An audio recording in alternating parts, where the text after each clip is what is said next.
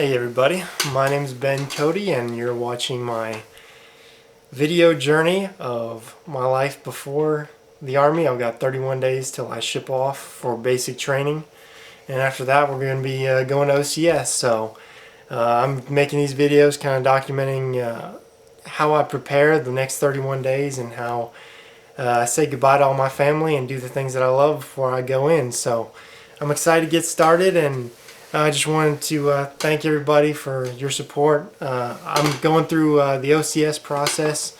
So basically after basic training I'll be going to OCS and competing for a commission in the United States Army as an officer, as a second lieutenant. So it's been a long process, but I did get accepted last week, and I'm very, very excited and I'm very honored to have this opportunity. So I'm going to do my best to try to make the most of it. But I do want to spend some time on my last 31 days doing stuff that I love. And one of those great things, I haven't been able to go to a movie all summer. Coronavirus has knocked out my ability to go to movies. And there's one movie above all that I wanted to see, and it's by my favorite director, Mr. Christopher Nolan. And I got to go see it last night, and it was amazing. Tenant was an incredible movie for me. I know some people didn't like it. I'm not saying I'm not a theater major, or I don't know cinema very well. I'm not saying that it was the best movie of all time. But for me, that was one of my favorite movies to watch. It was completely fast-paced all the way through. It was so fast. The storyline was just, I mean, you really didn't have time to think about it before it changed. And the time traveling sequences, spoiler alert, there are time traveling sequences. Those were some of the most amazing shots that I've ever seen in a movie. And that's including, I mean, Inception was probably a better movie. In fact, yes, Inception was a better movie.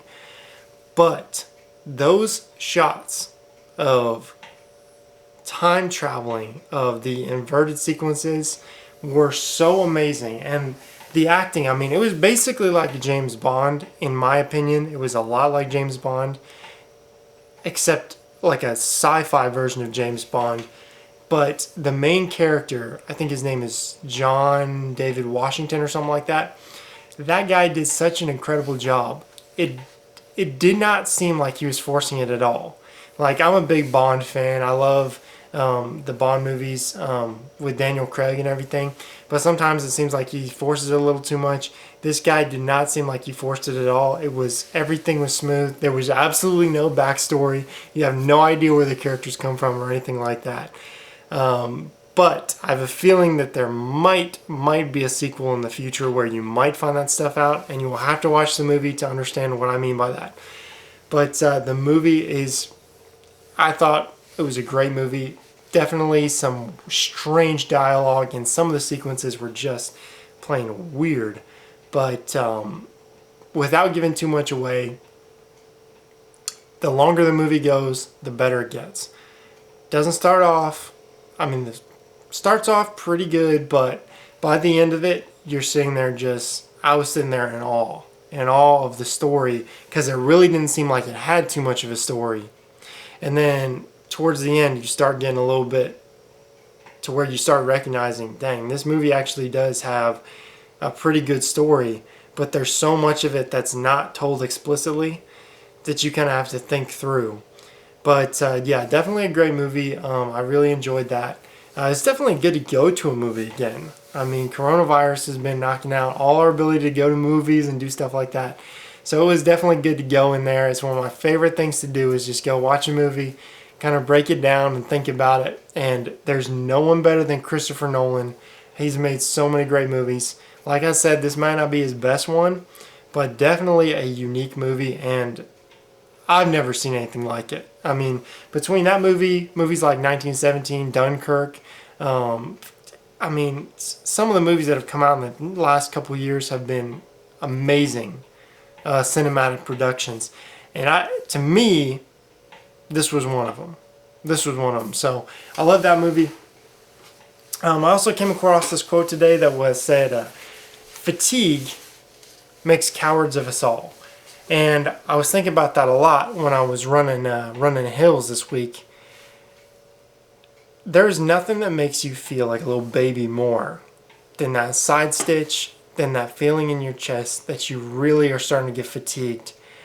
Nothing gets into your head as much. I mean, we see it all the time. I used to see it all the time in AAU or in basketball, where you see some guy comes out and he's got all the nicest gear and all that stuff. He comes in, rolling in, thinks he's all that. And we used to play pickup basketball every single day at the rec center. And you'd have these guys that would be like, "Hey, let's play full court. Let's play full court, guys. Let's not play half court. Half court's for babies." And you'd be like, "Okay, well, I want to play half court. Half court's more fun. And by the way, I don't have to play half court because I'm in shape." And these guys would come in and they would be like, "Hey man, we play full court. Full court's real basketball." And something happened 3, 4, 5 series into the game.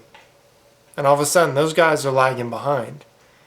And the thing is, they weren't lagging behind, and you don't lag behind usually because of actual exhaustion. I mean, it's not like your legs are actually giving out when you don't run back on a fast break. It's the fear of being humiliated. It's the fear of you being tired not being enough.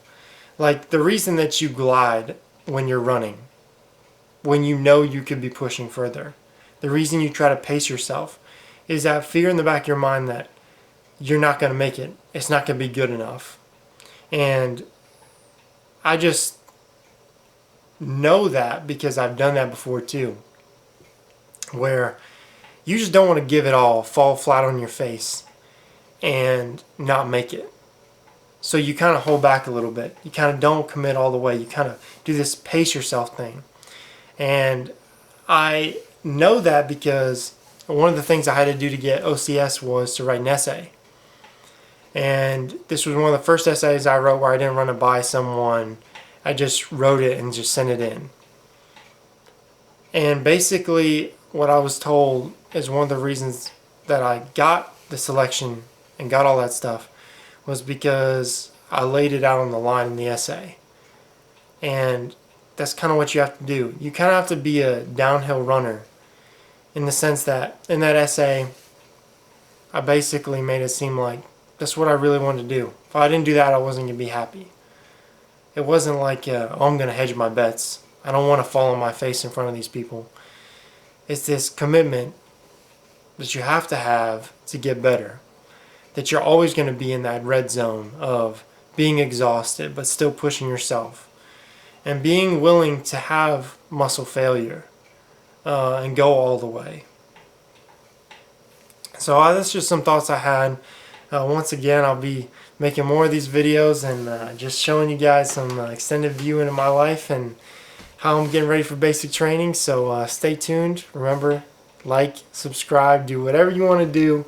But stay tuned, and I look forward to seeing you guys soon.